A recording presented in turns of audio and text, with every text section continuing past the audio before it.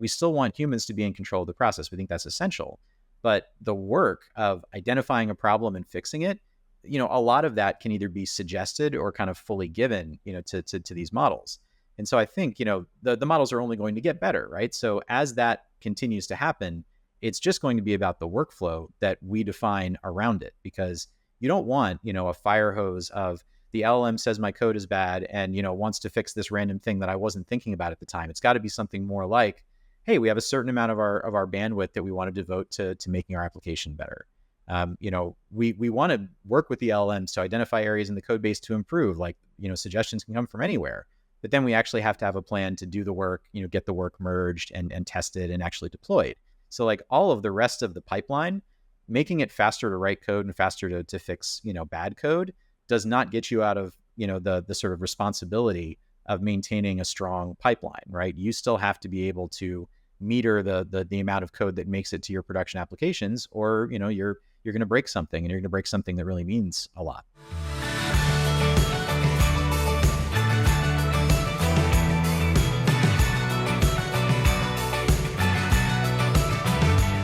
Hey everyone, I'm Debbie Madden. I'm the host of the Scaling Tech podcast, and today I'm so excited to speak with another Strider. I'm talking with Dan Mason. Hey Dan, how are you? Hey Debbie, how's it going? Good. So for those that don't know Dan is a seasoned technologist. I've known Dan for many, many years. At Stride, he is our head of AI and a principal, and he has been a leader in engineering and product. Strong perspective on how to use AI and work with code bases and existing teams and workflows and so much more. So today we're talking about a topic that many of you have heard me post on LinkedIn about recently.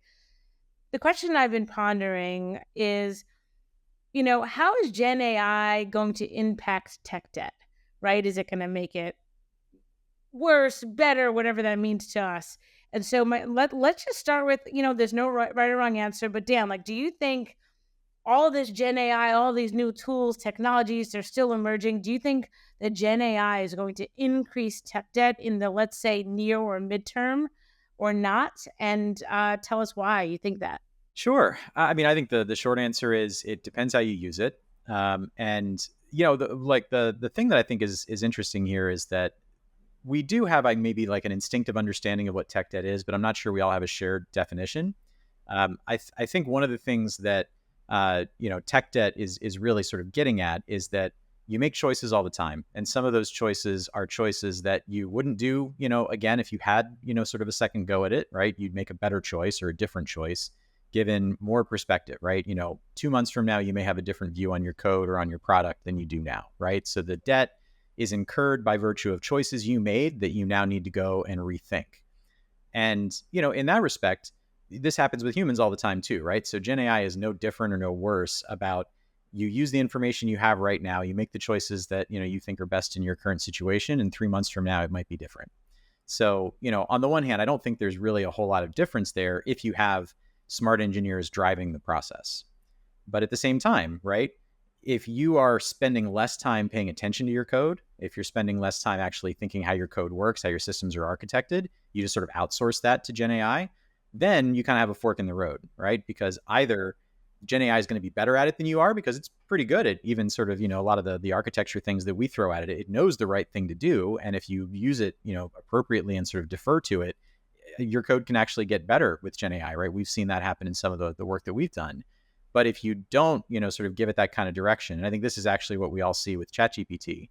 If you just ask ChatGPT to write you code, it'll write you code, that sort of works, maybe, right? It'll do it differently every time you do it, because you're kind of asking it out of the blue. You're not giving it the context of your application and the code you've already written.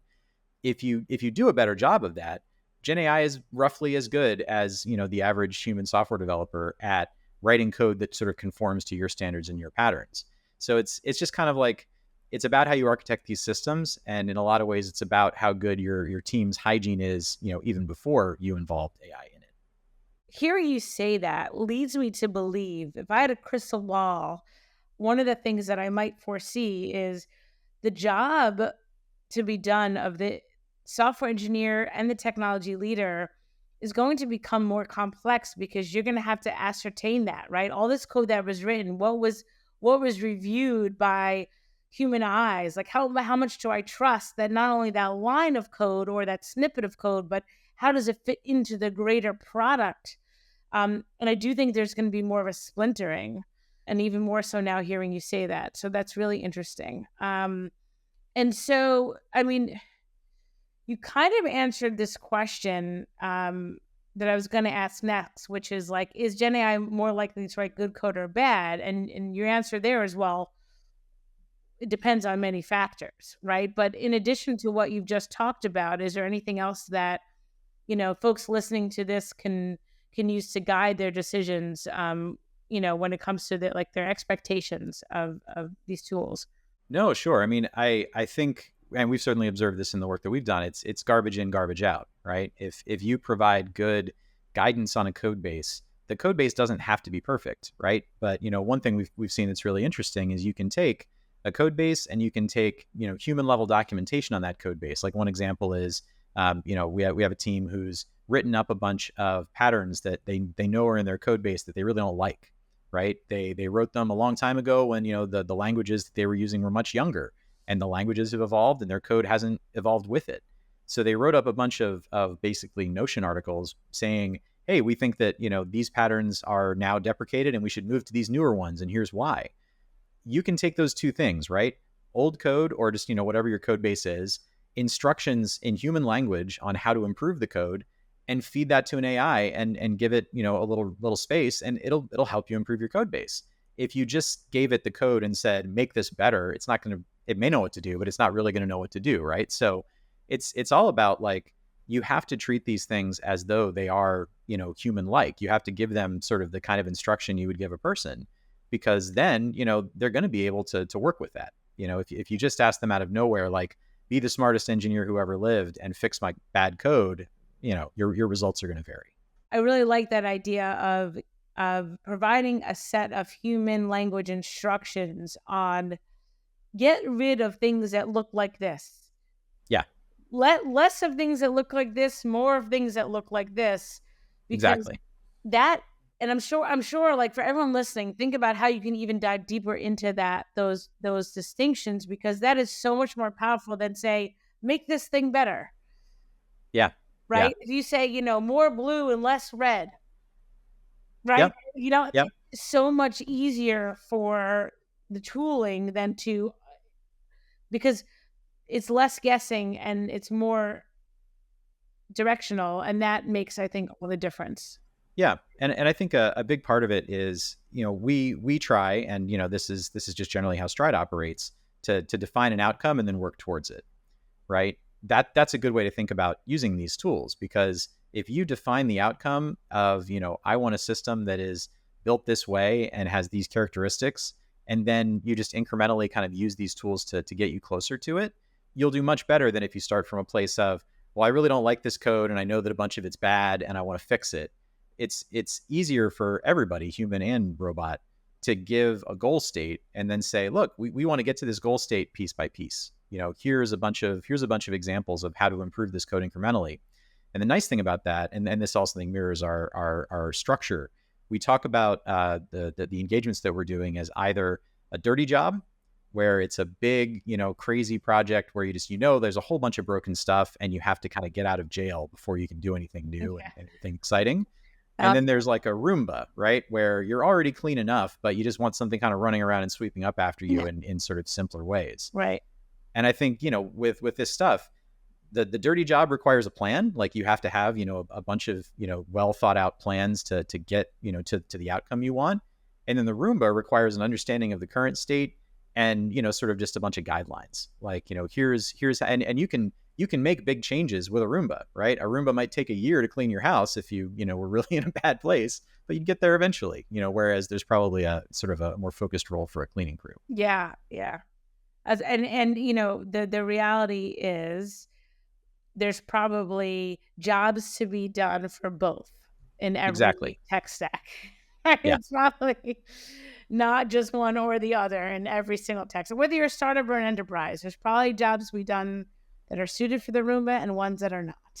So that is the truth. I think it's. I was talking to like a VP of product the other week, and he was said something interesting. He said he's looking for a new job, and a lot of companies are asking him like, "What Gen AI tech stacks do you know?" And I said, "Oh, that's funny.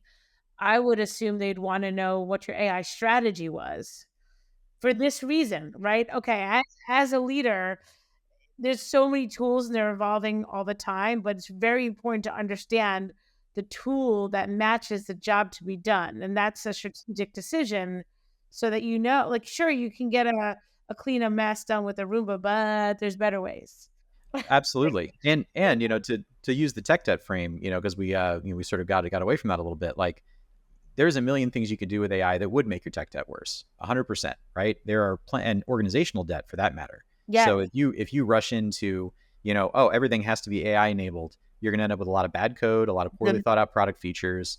You're not actually going to be serving, the people that you want to serve well, and then you're going to have to find a way to dig yourself out of it with that better strategy, right? So informing, the way that you use these tools with a good strategy is the way to keep your debt relatively low. You'll still have it, but you may just have less of it. Yeah, yeah. And I want to talk about like the remediation, which Yeah. one remediation is Stride Conductor, which is in full disclosure a tool that Dan and I are building. There are other ways, but before we get to that, I just want to ask, as we're talking about the splintering of various levels of tech debt, are there industries or sectors, if we look at this from like a vertical perspective, that are like inherently more susceptible to tech debt due to Gen AI than others, or problems to be solved that are more susceptible? Like if we eliminate the team or the seniority of the team, are there any kind of vertical areas that are more susceptible than others? Yeah, I think there are, and I think on the one end you have the inherently very cautious parties, right? So if you're a bank and you're going to use Gen AI to fix tech debt, and we've got a number of clients who are looking to do this, you're going to be very methodical about it, and you're not going to expect this thing to write all the code itself and you're done with your job in a month. They're looking at it as, I can take a 5-year project and I can make it 3 years, and I can get a lot of the very sort of well understood but manual labor out of it, right? We'll save the parts that are the most thoughtful and the most architectural for humans. So like on the one hand, like the guys who are inclined to move slowly, I think also are less inclined to incur new bad debt just because they're methodical. Whereas the people who are going to move fast in general, right? And like I was calling out the notion of like a rapid scale up, right? Somebody who is just growing at all costs and is not necessarily operating from the place of highest technical discipline, right? You're going to incur debt just because of the speed, right? You're not going to make space to clean it all up, in the time where it probably should, just as you would with your human developers, right? So it's not like that's different. It's just that essentially now you've upgraded the weaponry, so you can generate a lot more code that you have to worry about. And I think one way to deal with that though is there are going to be parts of this software where maintenance is always the most expensive, awful part of software, right? Writing it is relatively easy, maintaining it is really hard. And that's where a lot of the tech debt stuff comes from. So the question is, are you going to look at architecting software so that you can just throw away bad code and rewrite it if it's fast enough to rewrite it, which would, I think with Gen AI tools, it's going to be. So that's one way even those rapid scale ups can kind of get themselves back into a good spot, is just by acknowledging we may just want to throw this code out because our needs have changed, right? Let's acknowledge that, right? Let's not treat this as I have to, mitigate my debt one line at a time. I may just want to rebuild this thing because I have the tools to do that. Yeah, and you're going to want to know that you have that solution in hand before you do that build.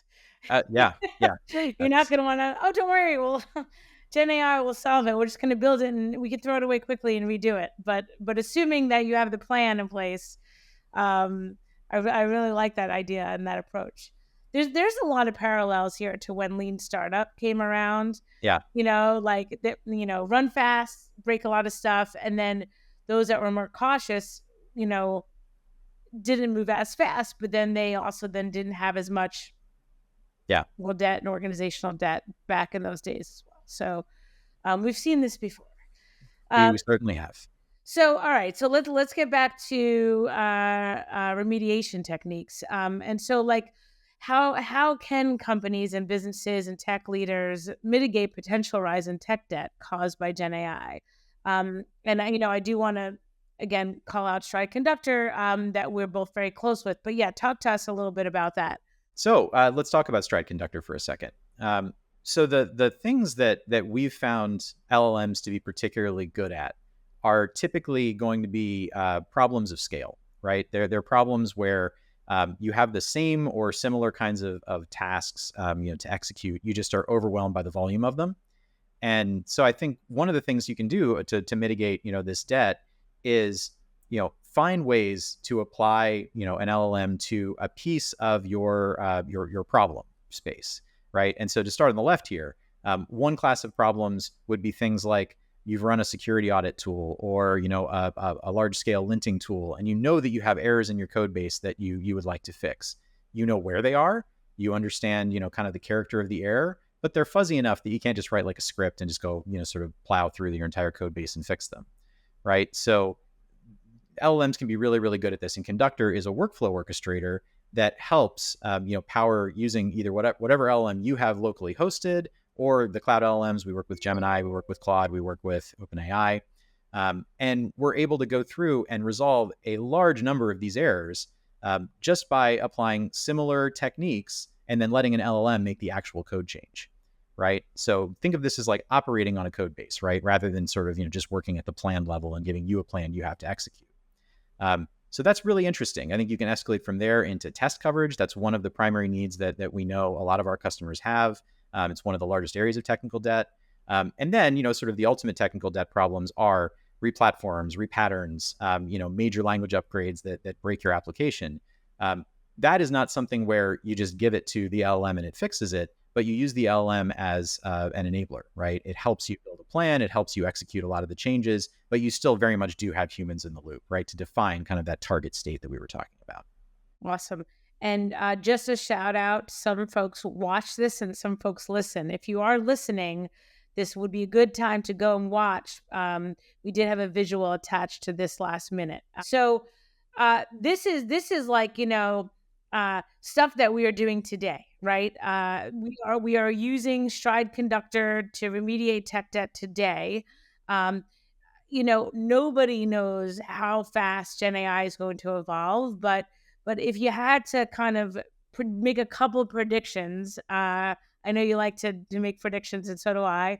How do you think? Give us one or two things. Like, how do you think the relationship between Gen AI and tech debt is going to evolve, like next 5 to 10 years?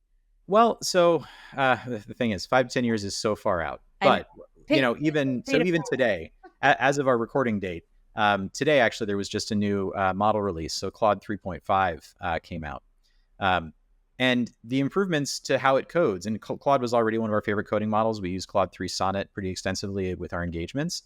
But just looking at Claude, 3.5, it's meaningfully better. It's meaningfully better at understanding coding tasks. It's meaningfully better at understanding how to make changes, right? A couple of the demos that Anthropic put out are very specifically, hey, look at this code, figure out what's wrong and fix it, right? In place, like go to the file and change the file, which is, one thing that Conductor also does. And so I think that the models don't have to get much smarter before they are just going to be able to, fundamentally be, participants in the process rather than tools, right? And so the idea that you would have an LLM, and this is again kind of this Roomba case we're talking about, that you would have an LLM trained on the idea of looking for and trying to identify places where tech debt exists and making plans to mitigate it. What you're going to see is you're going to have LLMs being that kind of Roomba sweeper in the background, coming up with things that it's identified as being potential issues, suggesting fixes, possibly even making the fixes, and then giving them to humans to merge, right? We still want humans to be in control of the process. We think that's essential. But the work of identifying a problem and fixing it, a lot of that can either be suggested or kind of fully given, to these models. And so I think, the models are only going to get better, right? So as that continues to happen, it's just going to be about the workflow that we define around it, because you don't want, a fire hose of the LLM says my code is bad and, wants to fix this random thing that I wasn't thinking about at the time. It's got to be something more like, hey, we have a certain amount of our bandwidth that we want to devote to making our application better. We want to work with the LLMs to identify areas in the code base to improve. Like, suggestions can come from anywhere, but then we actually have to have a plan to do the work, get the work merged and tested and actually deployed. So like all of the rest of the pipeline, making it faster to write code and faster to fix, bad code does not get you out of, the sort of responsibility of maintaining a strong pipeline, right? You still have to be able to meter the amount of code that makes it to your production applications, or, you're going to break something, and you're going to break something that really means a lot. So along those lines, the best antidote is, prevention sometimes. Yeah. And so, um, getting back to, the development side of things, like before we add all these tools and get on this, next wave that, is largely unavoidable at this point for many tech Yeah. companies, what can tech teams be doing today in terms of best development practices to Yeah. like kind of prevent the tech debt spiral before it starts? Because there are things that we Yeah. can do with human beings, with software development, to make sure that our house is tidy. So what's like one or two Yeah. things that you think like, all right, if you had one best practice that your team could do today, like what would that be? Yeah, well, I think, this is one where I think the jury is still very much out. Okay. But the idea of how you structure your applications, right? The notion of monoliths versus microservices. I Okay. think that's actually one of the bigger things that has bearing here. And so microservices in large part, and this is a blanket statement that I want to caveat. Um, a lot of microservices were created in part to enable teams to work on them autonomously, right? It was actually a way for teams to make it so that independently you could define these contracts, and you could say, Team X, you go work on this microservice, which is going to be completely independent of the rest of everything. But then when we need you, we know what API to call, right? The problem with that is that an architecture that's full of microservices is going to be a lot harder to understand. The code is in different places. It can be a lot harder to DevOps as well, right? Standing something up, horizontally scaling a monolith might actually be a better answer for a lot of teams. And so with LLMs, a lot of what you're also doing is you're making it so that you don't need to make those artificial kind of breakdowns in your logic, right? It might be faster and better for everybody just to have a monolith with LLMs assisting in the maintenance of it, right? You can do a lot more without breaking it up, into these parts. This is blasphemy, Dan. No, it is. And the thing is, it's What been is, microservices first and oh my foremost for so God. long, that like this is a radical idea. This But at is the same, radical.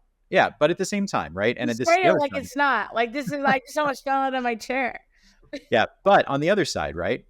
What I was saying before about, if sometimes your problem is that the code has just gotten so bad that you just want to throw it away and write it again, right? If that's one of the ways that you want to mitigate tech debt, well, a microservice is not a terrible way to do that then, right? So it's a weird balancing act, because ideally you wouldn't over architect any of this. You would be willing to switch back and forth, just for performance reasons, or, sort of whatever makes sense to you at the time.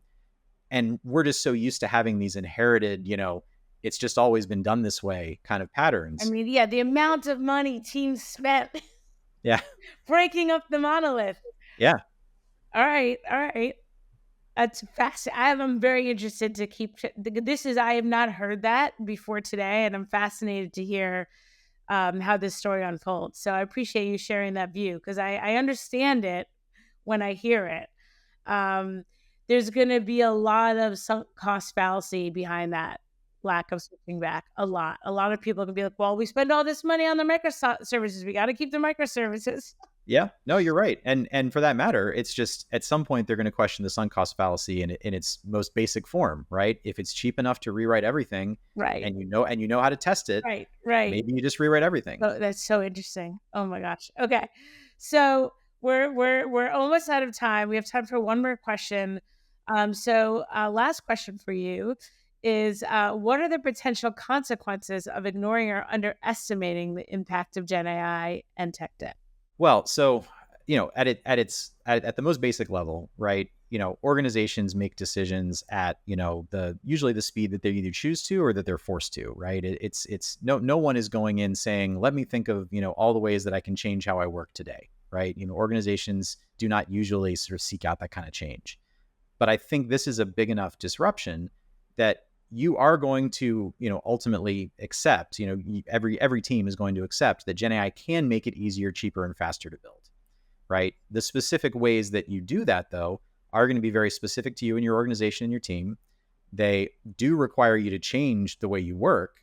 And you are going to think, once you get into this sort of mode of really rethinking your workflows, there's a lot of organizational debt, right? That is around the workflows that we used to use just because our constraint was, was purely developers who wrote code, right? There's now going to be other constraints inside the org about how fast do I verify code? How do I ship code? How do I decide what features get built, right? A lot of that is going to change. So I think that the best way to avoid incurring new debt is to be honest about what Gen AI can do, right? You can't, plan your workflows around Gen AI will just do everything. You can find the things that it's good at, and you can figure out which constraints Gen AI can loosen for you, right? Because it does add capacity. We've already seen this in our teams and with our clients. It does add capacity to your dev teams if you use it to do these things that it's inherently very good at. And then put your energy into making good choices and smart decisions, right? Like that's the thing that you can't outsource. So what you really want is, teams who know how to use these things well, who understand their limitations, and who are still willing to be involved in the process in such a way that you don't incur this sort of new, uncontrollable debt just because you kind of weren't paying attention at the time. I've really loved this conversation. I'm sad that we're out of time, and my mind is stuck on the monolith. I'm gonna have to take a moment with you. Yeah, But I yeah, appreciate everything else you said as well. Um, for sure. so yeah, this has been great. Thank you so much. Thank you to everyone who is listening, watching, and we'll see you next time. Okay, thanks.